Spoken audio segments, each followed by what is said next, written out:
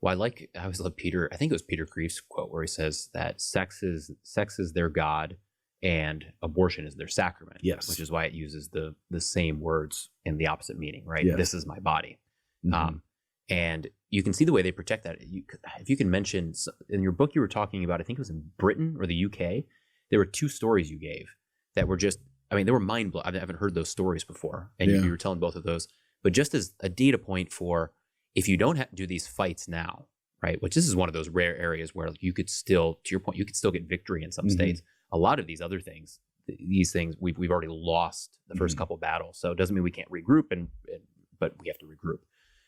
But what were some of those examples? And was it the UK? Yeah, this is talking about how like the pagan state, what I call the pagan state, which is very, very different than the the American regime under the Constitution. Pagan state is a totally new regime, and like pagan empires of old, there's a certain unanimity that it requires of people when it comes to public or state morality. And we have to remember, in the pagan world, religion and morality were separate, right? There were all kinds of different religious practices in the Roman Empire, but there was only one state morality, and that was Caesar is God, and you will offer incense to him, right? Whatever you believe, whatever your religious rites are, whatever pagan gods or practices you have, are no concern to the state.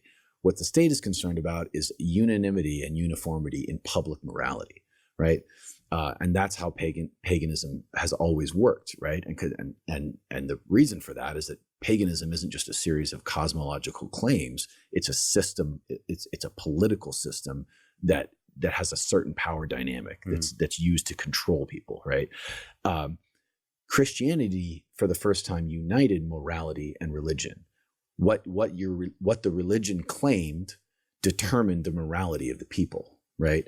So in a post-Christian America, we are returning to this pagan separation of religion and morality, where religion can be whatever you want it to be in private. We don't care, but you will offer a pinch of incense to Caesar. Mm-hmm. You must offer a pinch of incense to Caesar. And so dissent on things like abortion, the greatest pagan sacrament, is not going to be allowed.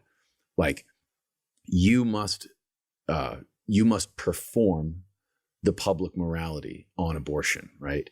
And performing the morality, like in ancient Rome, it was they would plead with Christians, just symbolically put a pinch of incense on the altar to Caesar, and we won't have to kill you. Mm-hmm. Like, you don't have to believe it. You just have to perform it, because we need to have unanimity when it comes to the state morality.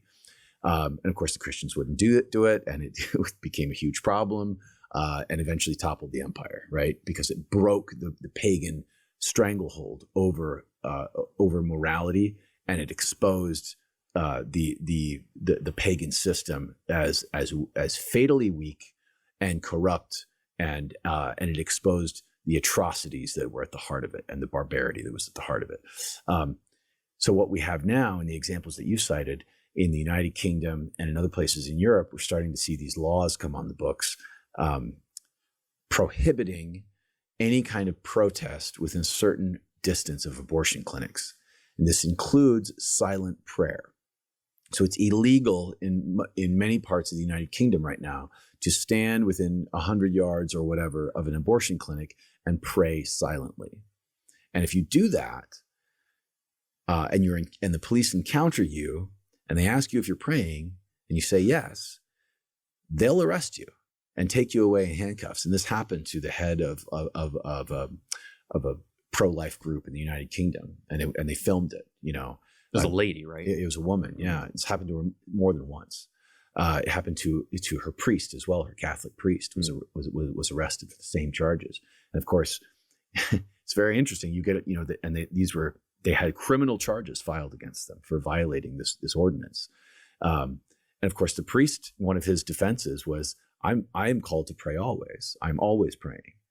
So does that mean when I'm driving through a part of town that's within a certain distance of an abortion clinic, I have to cease my prayers, my constant prayers? So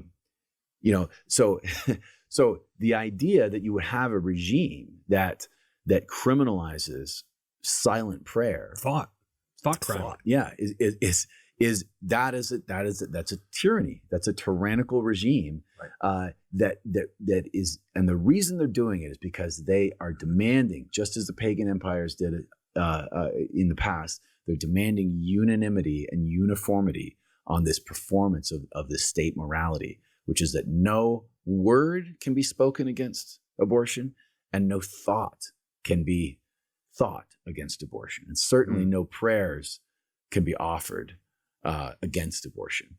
And to me, this is one of those moments where it's like, it's obviously not widely reported in the corporate press for obvious reasons, but it's one of these moments where like the new pagan order kind of reveals itself, and the contours of what that would look like begin to be visible. It was shocking to me to learn about this too, but it's very real. Mm-hmm.